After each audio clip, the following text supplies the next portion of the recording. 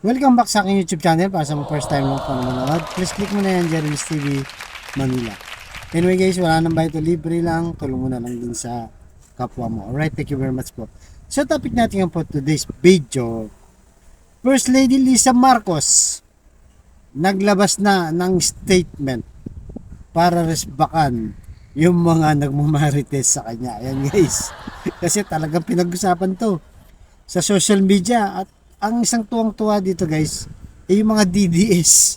Talagang sinisiraan nitong si First Lady Lisa Marcos. So narito guys ang kanyang statement. Kung ano nga ba nangyari, di ba? Kasi nakita na lang natin sa video. Inabot yung champagne or wine ni Cheese kay First Lady at ininom niya yon at yun na guys, pumatok na sa masa. At talagang yung mga marites nagsilabasan na. So ito paliwanag niya guys.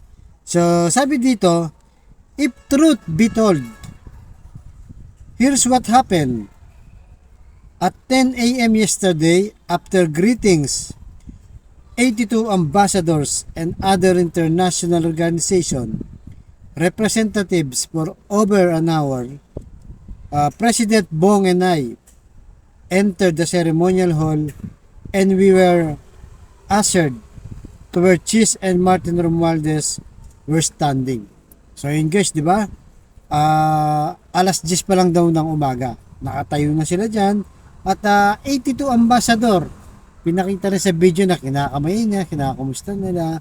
Talagang mapapagod ka, di ba? Kung maghapon ka ng ay mga ilang oras ka na nakatayo doon, mapapagod ka talaga. At ang sinasabi niya, na yung mga top official nga, yung mga ambassador, international organization, pagkatapos nun, pumunta na sila doon sa ceremonial hall na kung saan ay doon magsi-celebrate. Diba? Dahil nga yung Independence Day, tapos merong yung tradisyon na ginagawa dyan sa Malacanang. Tapos ang sabi niya pa dito guys, I laughed and said, you bet. And so, I mischievously got his glass of champagne, took a sip and told him, ew, hindi naman malamig ang champagne mo. After that, I gave his champagne glass back to him. And then we both had good laugh over that. So yun naman pala guys.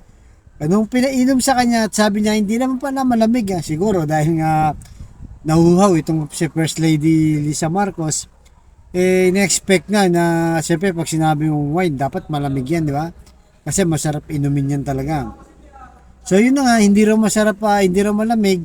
Kaya pala binalik niya kay Cheese. Tapos tuloy natin guys, ito pa sabi niya. When Cheese saw me, he said, wow, believe din ako sa iyo. May energy ka pa after standing and smiling for over an hour. I'm sure you could use a drink. Yun na nga, nung sinabi niya, believe din ako sa iyo, tibay mo, sabi niya siguro, di ba?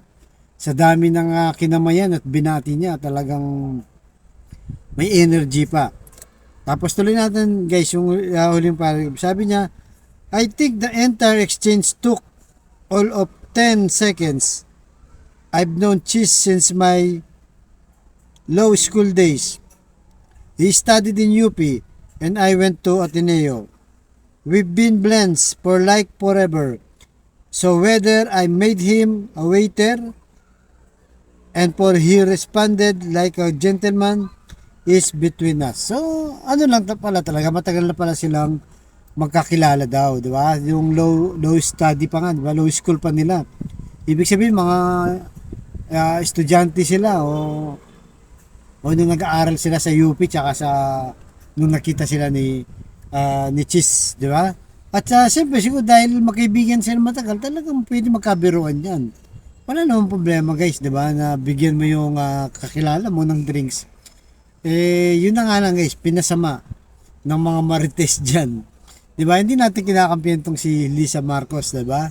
Pero sa tingin natin, hindi naman yung big deal guys, di ba? Wala ba siyang karapatan na makiinom sa baso ni Cheese? Unang-una, mga official naman yung kaharap niya, di ba? At magkakilala naman pala talaga. Ang masama, kung hindi niya kakilala, bigla niya kinuha yun, Parang, siyempre parang mabibigla si Chis. Nagbibiruan pa nga, di ba guys?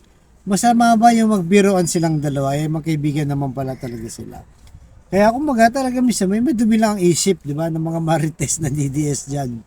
Gusto lang talaga magkaroon ng issue. Kaya yan guys, hindi nila kaya itong si Lisa Marcos talagang pilit nilang hinihila pababa ng mga DDS, di ba? Hinihila talaga nila itong si Lisa Marcos dahil alam nila nagiging tinik sa mga DDS to. At alam naman natin, di ba?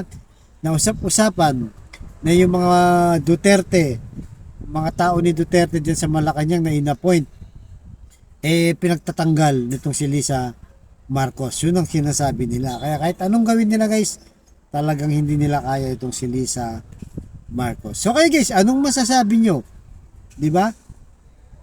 Sa pag-rest back at nagpaliwanag na nga itong si Lisa Marcos na yun naman pala punot dulo magkakilala sila at magkaibigan sila. Okay ba yan guys? So talagang nagmamarites lang yung mga DDS. Ano sa palagay nyo?